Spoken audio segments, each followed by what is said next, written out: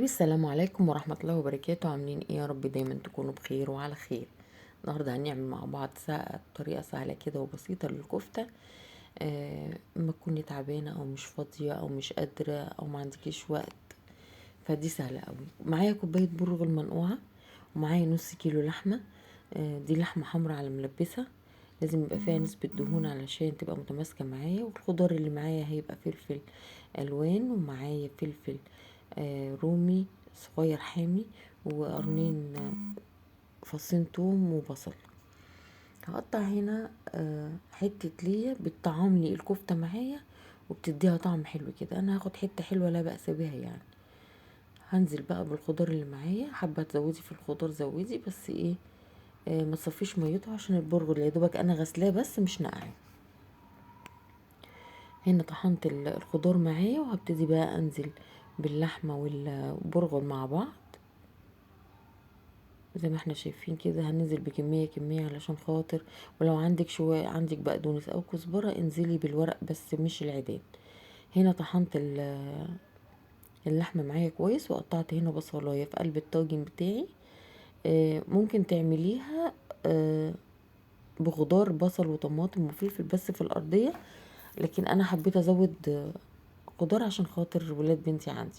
نزلت بقالب ماجي وما فلفل اسود وملح وكمون، وزي ما هبهر الخضار هبهر كمان اللحمة. هنزل بالملح والفلفل الاسود، الكمون طبعا عشان خاطر البطاطس بتحب الكمون، ونزلت برش على اللحمة.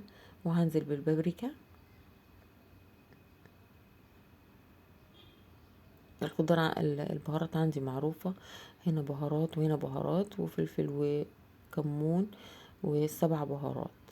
لكن اللحمة هضيف لها شوية حاجات زيادة. هنا القرفة، هنزل على اللحمة بالقرفة.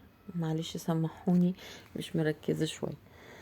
هنا هدعك البصلة بالبهارات بتاعتي علشان خاطر تنزل ميتها كده ويبقى ايه طعمها حلو وجميل. هنزل بطماطم، وهنزل كمان بفلفل رومي.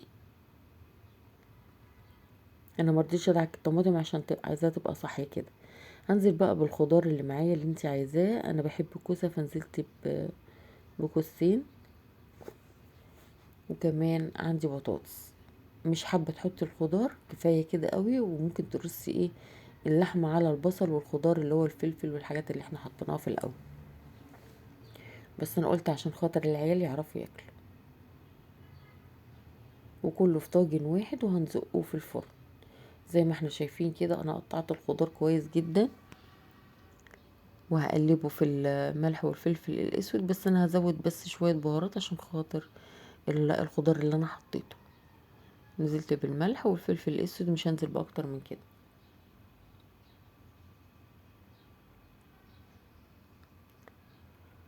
وهقلبهم كويس عشان خاطر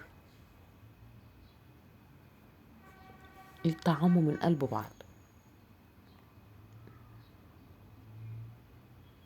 وهبتدي بقى اصبع الكفتة، بس لازم في حبة اضافات هضيفها دلوقتي معاكم عشان تخلي الكفتة معايا متماسكة وهشة وجميلة كده. تمام.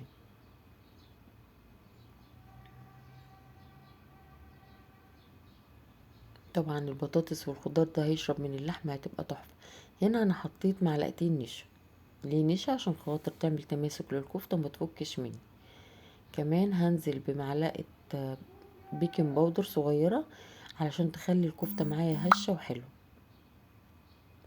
وهنزل ببيضاية عشان تعمل عملية تماسك معايا للكفتة وما تفكش. هقلب كل دوت، وهبتدي بقى اصبحها على اي حاجة بحيث ان يبقى فيه فجوة في قلب الكفتة، ما تبقاش مكتومة من جوه.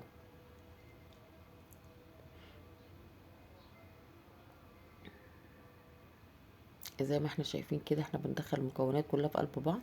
هنا ممكن في المرحلة دي تسيبيها تريح، لكن لو مش هتريح ممكن تصبعيها بزيت.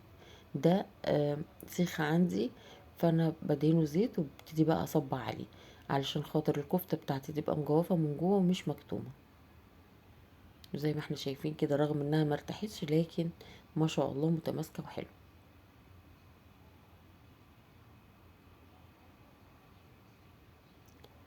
زي ما احنا شايفين كده انا بصبع معاكم اكتر من صباع عشان خاطر تشوفوا الكفتة عاملة ازاي.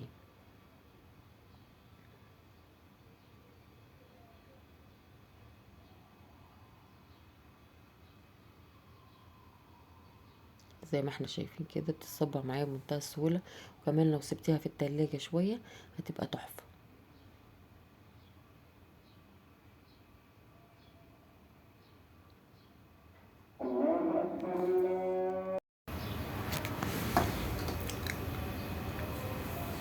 زي ما احنا شايفين ما شاء الله الكفتة حلوة وجميلة اهي، وكمان الخضار بتاعنا هيشرب من قلب الفراخ اللحمة. معلش معلش انا ما نمتش والله، مش مركزة، معلش. زي ما احنا شايفين كده، حابة تصبعيها صغير حابة تصبعيها كبيرة، دي في ايدك انتي وبراحتك. ولازم ندهنها كل شوية عشان ما تلزقش معايا في الحاجة اللي انا بصبع عليها.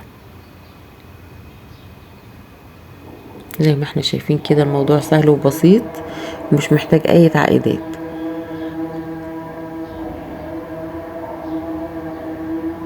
وزي ما احنا شايفين ما شاء الله نص كيلو اللحمه رمى معايا قد ايه.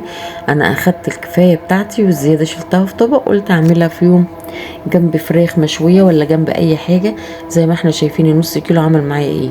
حطيتها بقى في الفرن ودي النتيجه بتاعتنا. ما شاء الله، بصوا البطاطس عامله ازاي والكفته تحفه وجميله. وانا عملت جنبها رز اصفر. ممكن زي ما قلنا نستغنى عن الخضار، لكن انا قلت اعمل خضار عشان خاطر الولاد ياكلوه. وبالهنا والشفا على قلوبكم. ان شاء الله وصفة سهلة وبسيطة ومش متعبة ومش مكلفة، كله في قلب طاجن واحد. ان شاء الله الكمية بترمي معاكي. يا ريت تدعموني وتوصلوا الفيديو لمشاهدات حلوة، والسلام عليكم ورحمة الله وبركاته.